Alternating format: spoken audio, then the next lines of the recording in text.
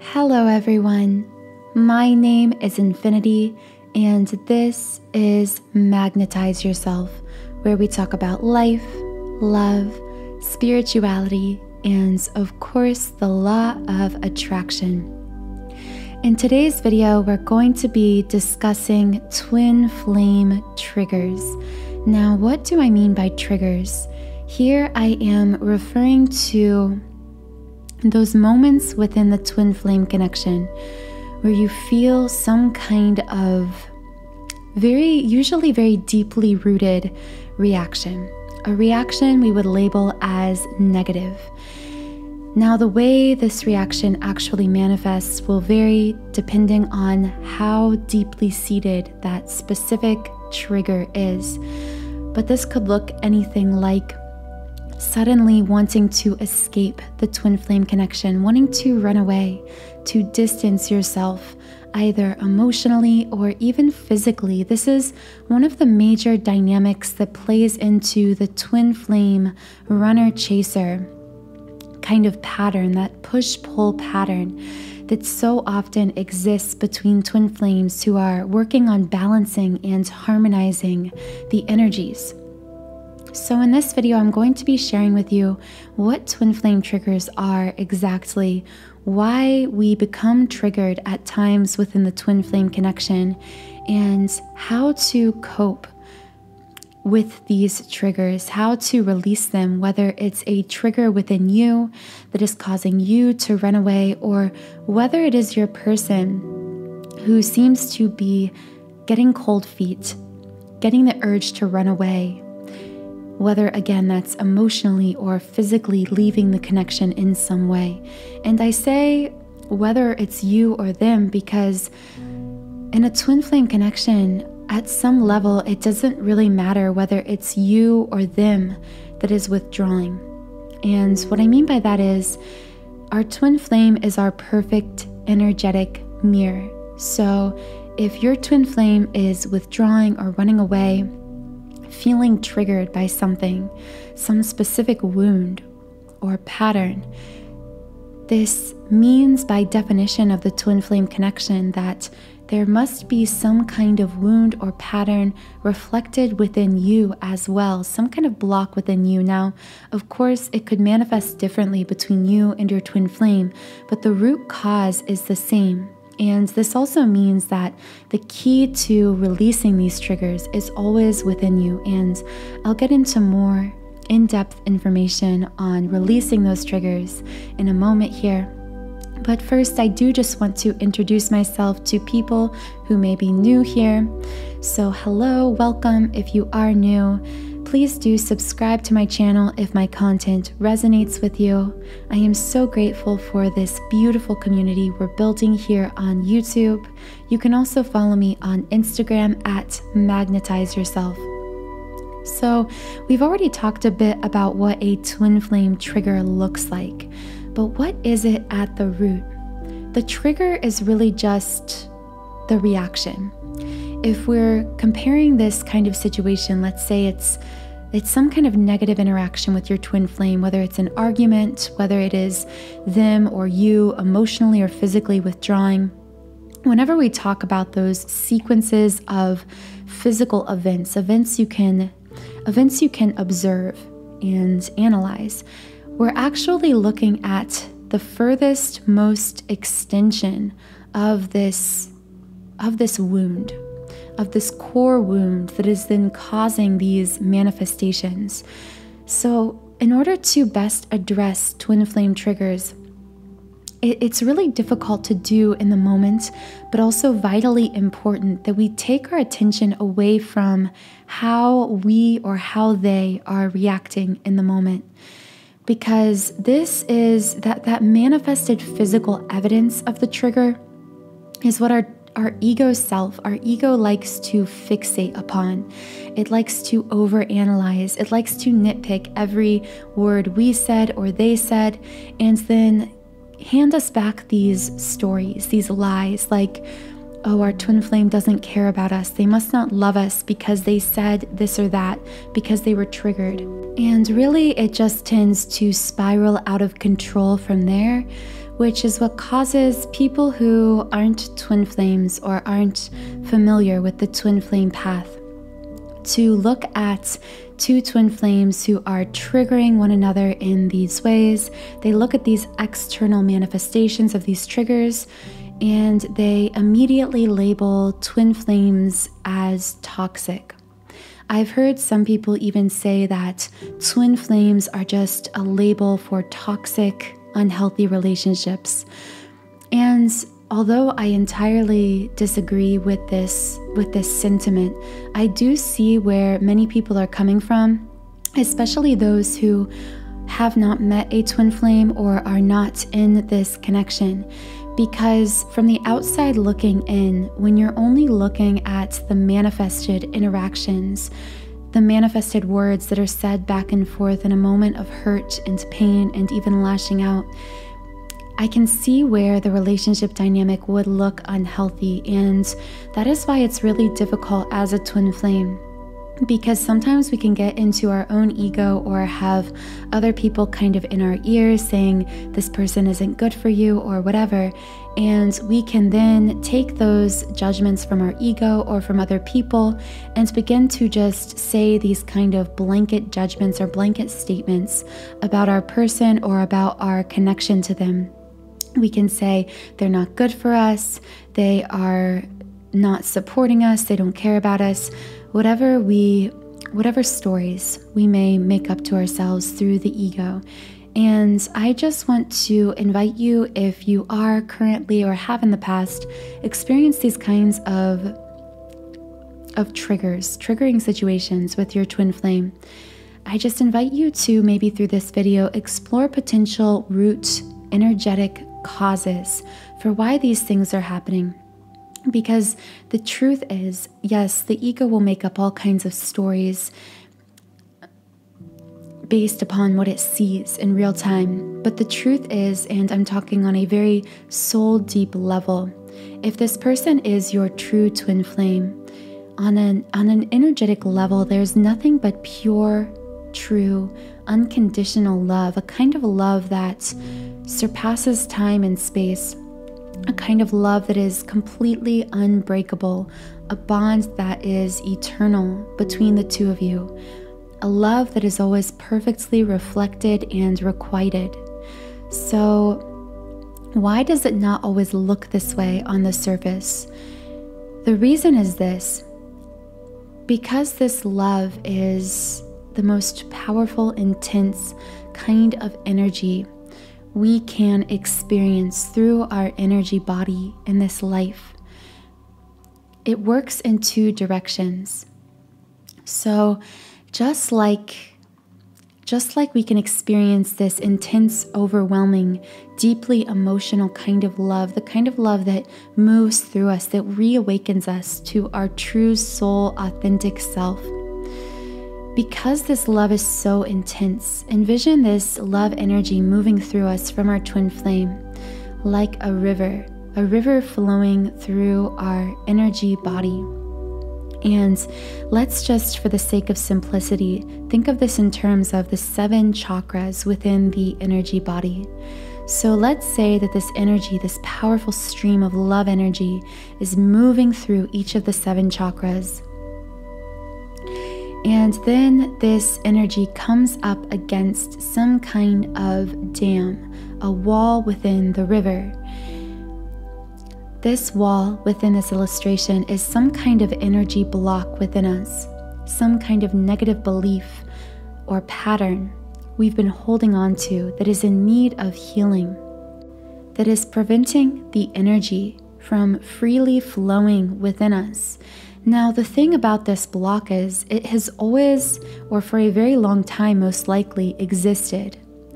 Probably long before we even met our twin flame in the physical, we had this limiting belief, idea, this wound, this negative pattern, whatever you want to call that energetic so-called dam in this river. Now, although it has always existed within us for a very long time prior to meeting our twin flame, it's more than likely we never really had to come face to face with it, because we were likely very low energy prior to our spiritual awakening. Low energy in a very literal sense, meaning we didn't have a lot of energy moving through our energy body. We were, as we would say, fairly unawakened. We were kind of just moving maybe blindly through life. Now, I'm not speaking for everyone, just most of the Twin Flame Collective, prior to meeting their Twin Flame or years before meeting, they may find themselves in this kind of unawakened state. And again, there's not much energy moving through you. So of course, if this river of energy through you is much less powerful, if it's much weaker, if the current is weaker, you're not going to feel the pressure, the water pressure build up against these walls, as much as if the river is incredibly powerful and intense. So what happens is our twin flame energy comes into our lives, sends this huge wave of love energy, unconditional love energy that our energy body isn't accustomed to, and it begins to flow through us.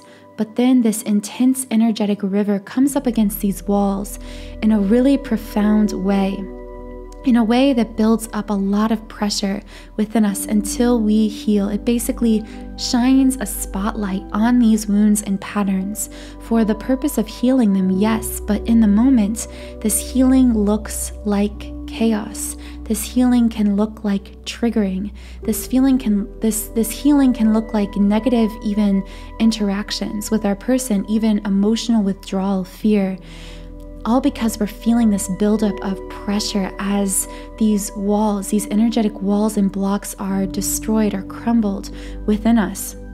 So it takes time for us to adjust to these heightened energy levels that our twin flame brings into our lives. And the same is true for them. So I know I've been speaking a lot from the first person, saying kind of me, I, or us, and we, but this is also true, of course, for your twin flame. I'm kind of also trying to share with you a window of insight into what they might be energetically, unconsciously experiencing that is possibly causing them to react in certain ways or to emotionally or physically withdraw.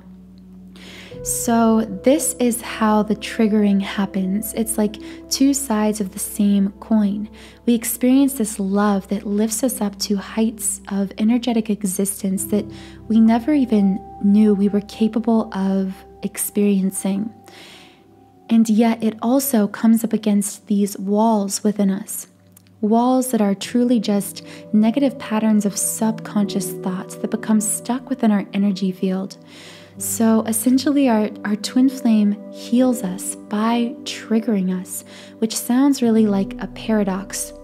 It doesn't make sense to a lot of people who aren't on this path because many people, especially those living in their ego, can't understand why or how a negative interaction with a person, how a negative reaction within us could ever be a sign of something healing.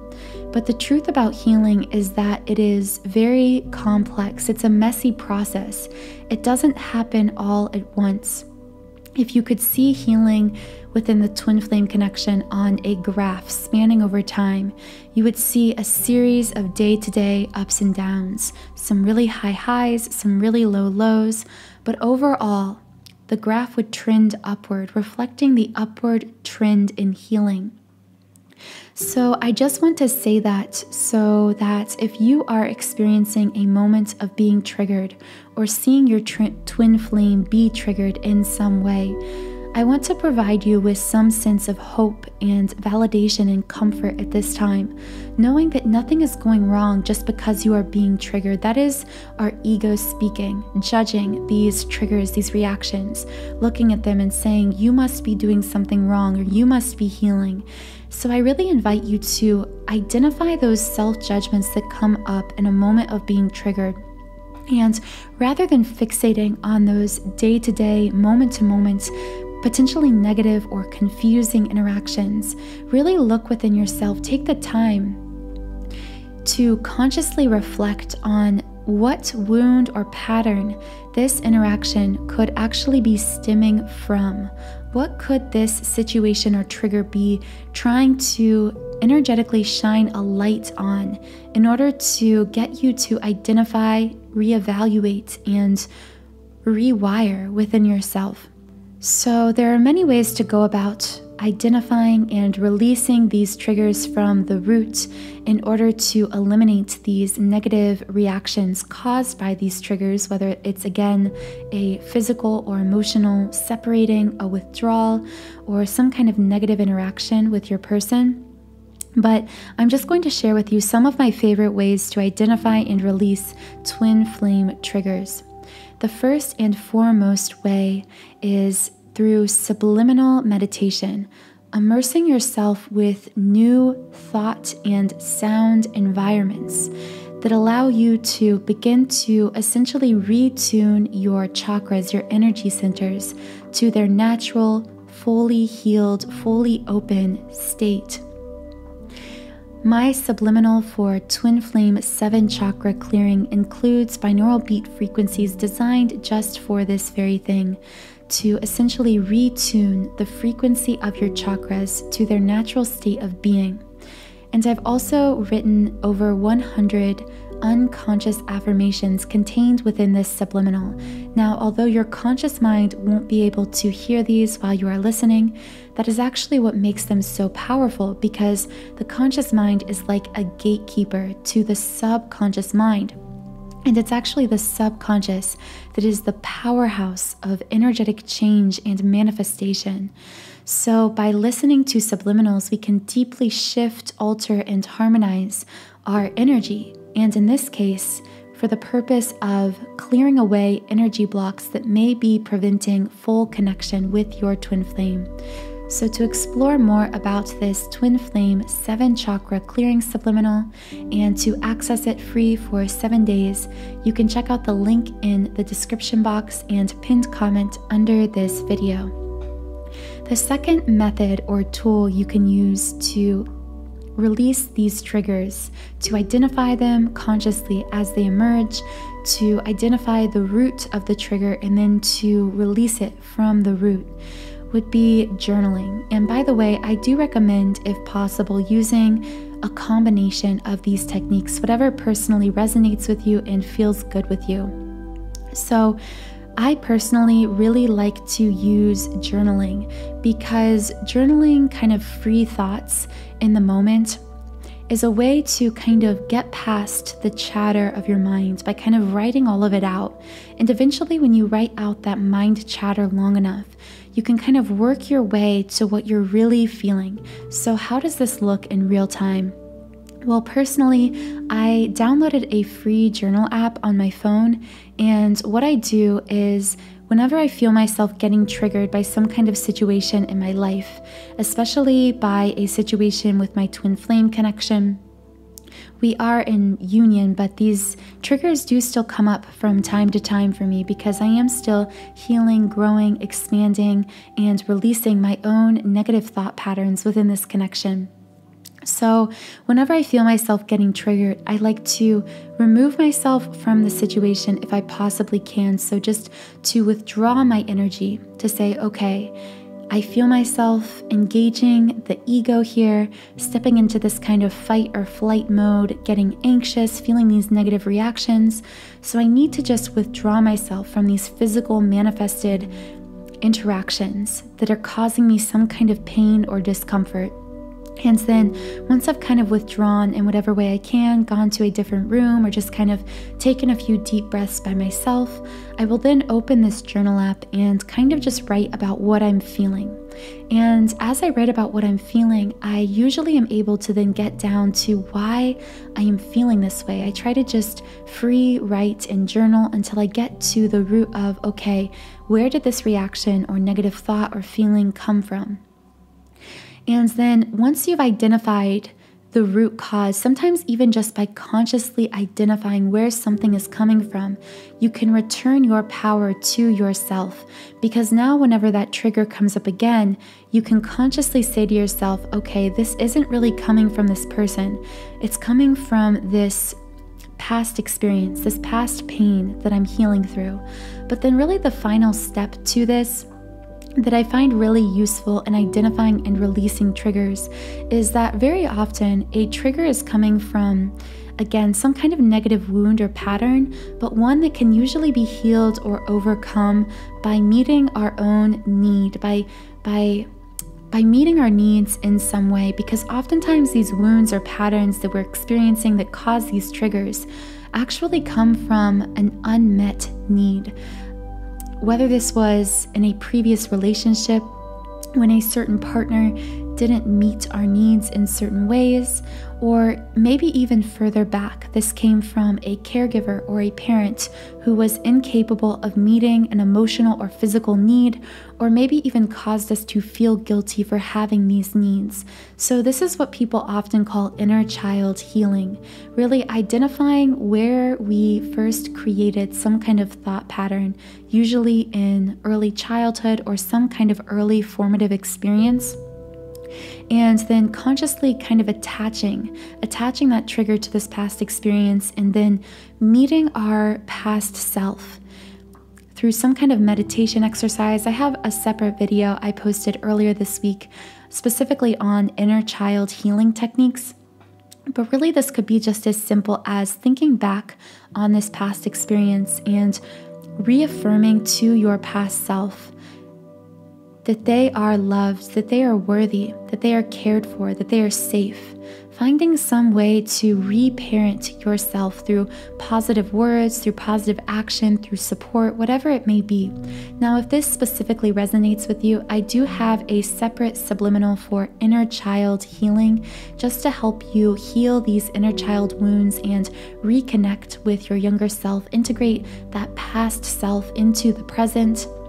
So I will also leave a link to that under this video in the pinned comment. So I feel like I've shared enough information for now about twin flame triggers, what they are, how to heal them, and even some specific techniques for overcoming them. So I do hope that some of this information either allows someone out there listening to feel seen and supported in this moment of potentially being triggered, either whether it's you that's the one being triggered by a situation, or whether you are seeing your twin flame be triggered in some way.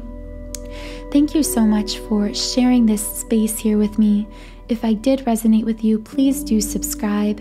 And if you are interested in learning more about the subliminals I recommended in this video, the links to those will be in the pinned comment and in the description box. And when you sign up for a 7-day free trial account on my website, you can access either of these subliminals or any of the more than 100 I've created completely free for 7 days. So thank you so much, and I hope you all have a wonderful rest of your day.